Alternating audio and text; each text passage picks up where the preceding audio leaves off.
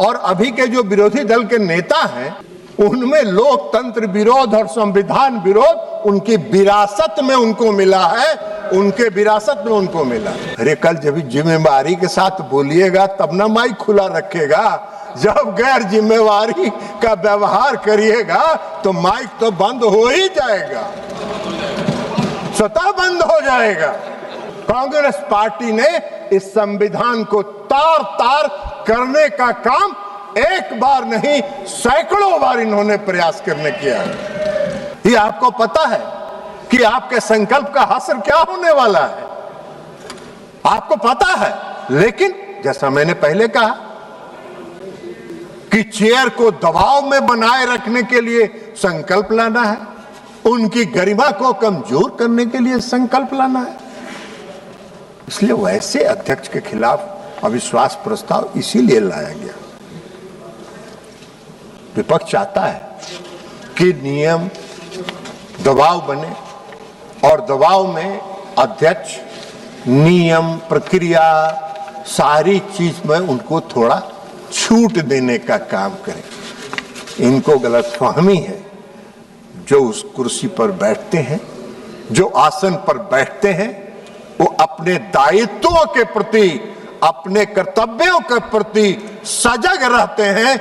आप कोई भी दबाव लाएंगे, विधानसभा के अध्यक्ष आसन पर बैठ के नियम प्रक्रिया कानून से इस सदन को चलाएंगे और जरूर चलाएंगे। लोकसभा की प्रक्रिया और नियम को चलाएंगे। तो इसलिए आप इस गलतफहमी में नहीं रहे। अब लोकसभा की अध्यक्ष की जिम्मेवारी है, उनकी अध्यक्ष की जिम्मेवारी है परंपराओं के मुताबिक चलना, नियमों के मुताबिक चलना, जो प्रावधान है उनके मुताबिक चलना, संविधान के प्रावधानों के मुताबिक चलना। तो ये नारेबाजी, शोर शराबा और नियमों की अवहेलना के बाद ये सब काम करके ये लोग थक चुके, और इस थकने के बाद अब अंतिम अस्त्र के रूप में इन्होंने लोकसभा अध्यक्ष के विरुद्ध संकल्प का प्रस्ताव लाया है। ये इनका आचरण है। इसलिए यह असहमति का बिंदु नहीं है, यह असहमति का बिंदु नहीं है।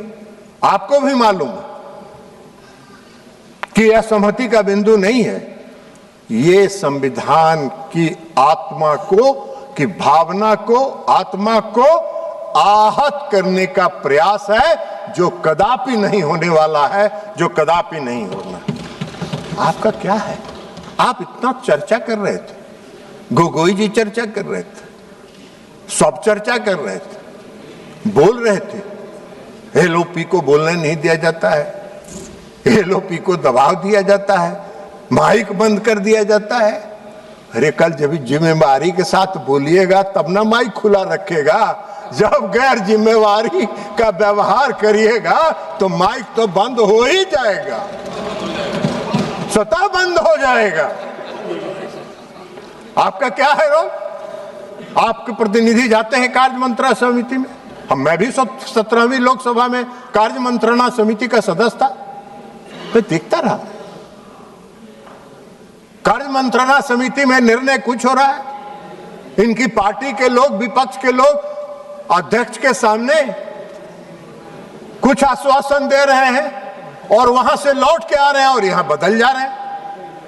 आपको कार्य मंत्रणा समिति का नहीं मानना है तो आप कार्य मंत्रणा समिति के निर्णय को नहीं मानिएगा तो ये लोकसभा का सदन, ये सदन पक्ष और विपक्ष दोनों की सहमति से चलता है, आपकी विम पर नहीं चलता है। आप चाहते हैं कि सदन आपके विम पर चले, जो ये सदन कदापि आपके विम पर चलने का काम नहीं करे। मैंने पुरानी लोकसभाओं को भी देखा है महोदया, मैं 14वीं लोकसभा के में था सदस्य, और आसन पर स्वर्गीय सोमनाथ चटर्जी जी बैठते थे। बहुत भाषण दे रही थी अभी महुआ मोइत्रा जी। इनकी नेता उस समय एक अकेले मेंबर थी लोकसभा में, अकेले सदस्य थी, और तत्कालीन अध्यक्ष विधानसभा के सोमनाथ चटर्जी, स्वर्गीय सोमनाथ चटर्जी साहब ने उनको बोलने का मौका नहीं दिया। वो रोती रही और रो के आके बैठ गई। अभी भाषण दे रहे। और विपक्ष के नेता थे उसमें अडवाणी जी उसमें विपक्ष के नेता थे। अडवाणी जी ने कभी अविश्वास प्रस्ताव नहीं लाया। उस समय इनकी नेता ममता जी एनडीए की एनडीए में बैठती थी, तो बात बात इधर उधर करते रहती हैं सब सुविधा के अनुसार। तो इसलिए इनका जो है, इनका वो है, तो इनका देख लीजिए। अब आप सदन की खर्चा पर मान लीजिए, आप जब सदन चलता है, सदन बैठिए ना, आपको बता देंगे। आपका अभी हासिल बता चुके हैं कि आपका इलाज हो चुका है, डॉक्टर बीमारी पकड़ लिया आपका, इनका बीमारी पकड़ ली है, इनको अभी दवा दिया जाएगा, हाई एंटीबायोटिक। महोदया, इस सदन पर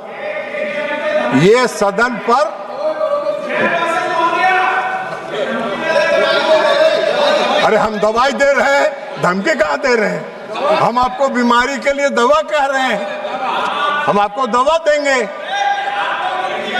हम दवा देंगे आपको बढ़िया हाई एंटीबायोटिक, आपकी बीमारी सब दूर हो जाएगी। महोदया, यह सदन जब चलता है तो 2.5 लाख रुपया प्रति मिनट सदन पर खर्च होता है, प्रति घंटा 1.5 करोड़ रुपए खर्च होता है, और प्रतिदिन 9 करोड़ रुपए का खर्च है। ये पैसा किसका है? ये पैसा किसका है? न सत्ता का है न विपक्ष का है। ये इस देश की जनता के मेहनत की कमाई है, जिसका आप दुरुपयोग कर रहे हैं, उसका मजाक उड़ा रहे हैं। सदन के काम में व्यवधान डालकर जनता के खून पसीना के साथ इस तरह का खिलवाड़ मत करिए। 10 वर्षों में 2014 से 2024 तक 10 वर्षों में लगभग 3,300 करोड़ रुपए का अपव्यय इनके कारनामों के कारण देश की जनता का हुआ है 3,300 करोड़। ये जब पैसा बचता तो किसके हक में जाता? देश की जनता के हक में जाता। देश की जनता के हक में चर्चा होती, देश की जनता के हक में कानून बनता, नियम बनता। लेकिन खैर, अब इनका यही आचरण है।